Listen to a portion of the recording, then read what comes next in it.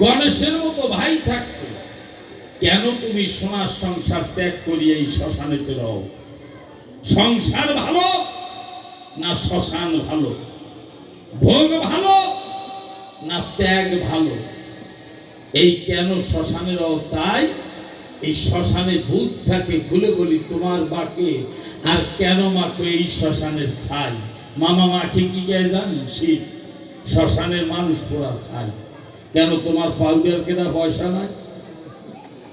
Powder হিসেবে মাকে ছাই, পাউডার কেনা পয়সা নাই, মাকে ইচ্ছা মতো ছাই দিয়ে ভাটায়। এ প্রশ্ন হয়ে গেছে। খুলে বলি সবার কাছে। এইবার দ্বিতীয় প্রশ্নের মধ্যে যাই। ও মামা, এই যে জগতে অনেকে তোমার পূজা করে, খুলে বলি তোমার ধারে এই পূজায় শিবকালীর দরজায় একটা কলা গাছ লাগে, দুই পাশে দুটো কলা গাছ লাগে। এই কলা গাছের জন্ম কোথায়? তোমার পূজায় বেল পাতা লাগে, বেল পাতার জন্ম কোথায়? তোমার সামনে একটা ঘট লাগে, ঘটের জন্ম কোথায়? ঘটের উপরে একটা আমসরা লাগে, আমসরাতি লাগে না? এই আমসরাতির জন্ম কোথায়? ঘটের উপর একটা ডাব নারকেল লাগে, এই নারকেলের জন্ম কোথায়? ঘটের চারিপাশে চারটা সর লাগে, বান লাগে, লাগে না বাবু? কুঞ্চি দিয়ে বানায়, এই বান লাগে কিসের জন্ম কোথায়? লাল সুতা দিয়ে পেঁচানো হয়, এই লাল সুতা কোন কোম্পানির? সত্য যুগে কোন কোম্পানি দিয়ে পাইছো? এর জন্ম কোথায়? তোমার পূজায় বাজার লাগে, প্রদীপ লাগে, বাজারের জন্ম কোথায়? প্রদীপ লাগে, প্রদীপের জন্ম কোথায়?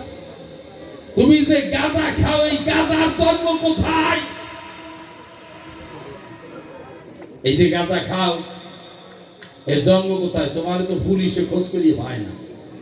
পুলিশে যদি পাইতো তাহলে বলা না জম্মের গেলা গেলাই দিত গাঁজা। পুলিশে তোমার ভাসছে না খুঁজে। এই গাঁজার জন্ম কোথায়? তুমি কথা নেবা, খাঁটি মনে জবাব দেবা। শাখার জন্ম কোথায়? তোমার ঘরণী মা শিবানী আদ্যাশক্তি মহামায়া শাখা পড়ে, এই শাখার জন্ম কোথায়? কপালে সিঁদুর পরে, সিঁদুরের জন্ম কোথায়? আজকে প্রশ্ন দিয়ে ওরে জর্জরিত বানাই দেব। ওনারে জন্ম কোথায়? কথা নেবা, খাঁটি মনে জবাব দেবা। এই শাখার জন্ম কোথায়? সিঁদুরের জন্ম কোথায়? তারই সাথে সাথে কথা নিও, খাঁটি মনে জবাব দিও। এই যে মানুষ সব কিছু জন্ম সৃষ্টি আছে, খুলে বলি তোমার কাছে। তোমার বাহন কি? শিবের বাহন কি?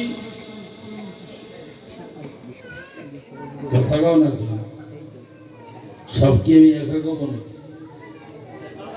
সার মানে আইলে গরু।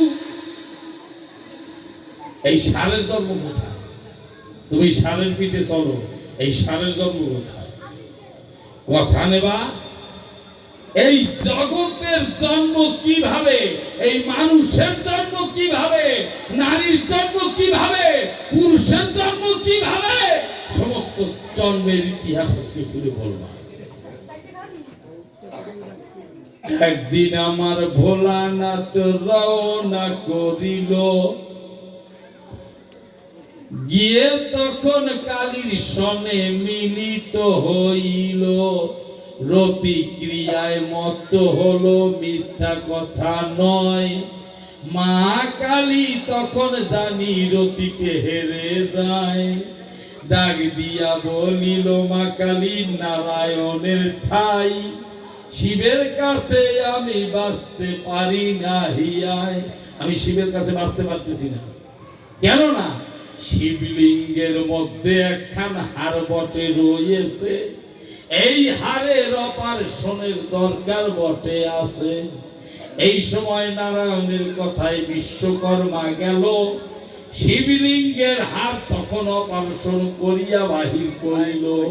সেই হাড় যখন জগতে ফেলাইল, ওই হাড় ভাঙ্গিয়া তখন 3 খণ্ড হইল।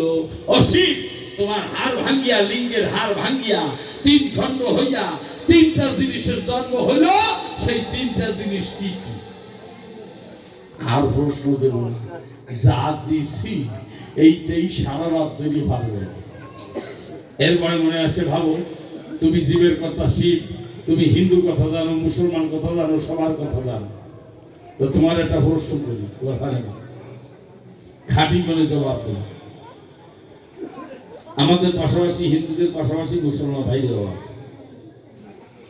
এই শিবের একজন শিষ্য ছিল, আপনাদের কাছে বলছি, ভালো, কেবল নতুন বিয়ে করছে, শিষ্য ঘরে নতুন বউ আছে আর বুড়া মা আছে, আর কেউ না।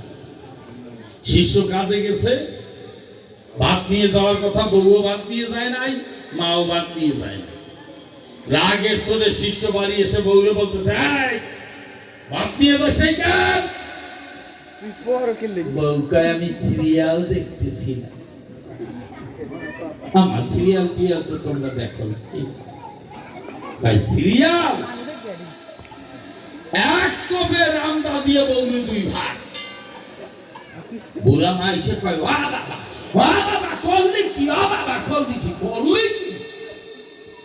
মারেও 2 ভাগ, বউ 2 ভাগ। বাবা সারাই জ্বালা হচ্ছে।